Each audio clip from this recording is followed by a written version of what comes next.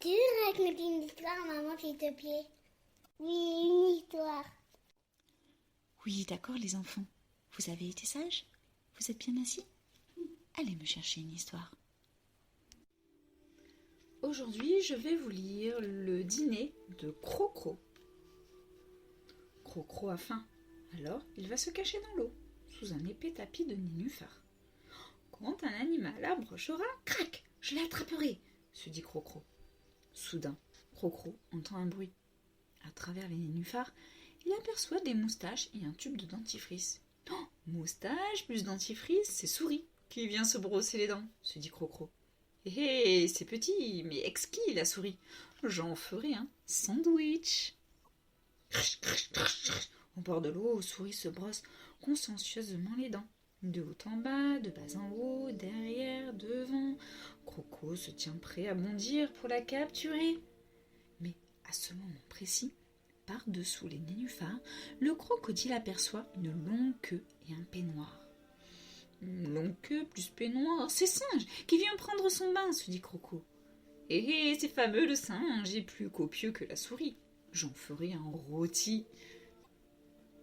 Souris est reparti. Splash, splash, splash, splash. Au bord de l'eau, Singe prend son bain avec soin.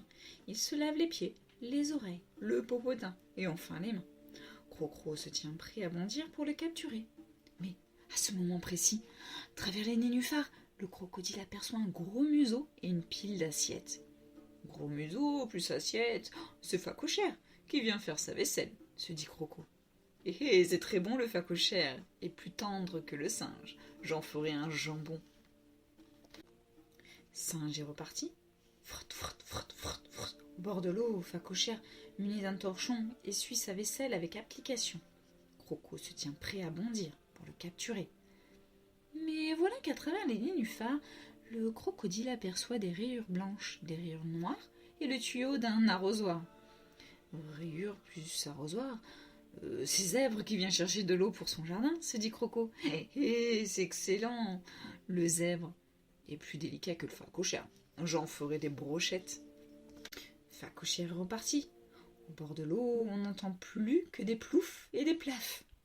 Cette fois, j'y vais, se dit Croco. À moi le zèbre. Et il bondit hors de sa cachette. Mais là, plouf, un énorme jet d'eau éclabousse Croco. Et plaf, il reçoit un coup sur le museau.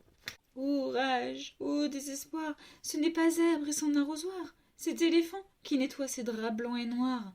Bonjour Croco, dit Éléphant, tu devrais te pousser, je risque de t'assommer. Et plouf, et plaf, Éléphant continue de plus belle sa lessive. C'est déjà fait, marmonne Croco en frottant son museau. Cette fois, le crocodile en a assez, il préfère retourner sous l'eau. Adieu sandwich à la souris, singe en rôti, jambon de Phacochère et zèbre en brochette. Ce soir, il mangera une salade de nénuphar. Parce que le nénuphar, ce n'est pas excellent, mais c'est plus facile à attraper qu'un éléphant. Et voilà, l'histoire est terminée, j'espère qu'elle vous a plu. On se retrouve très bientôt pour une prochaine histoire. Bye bye.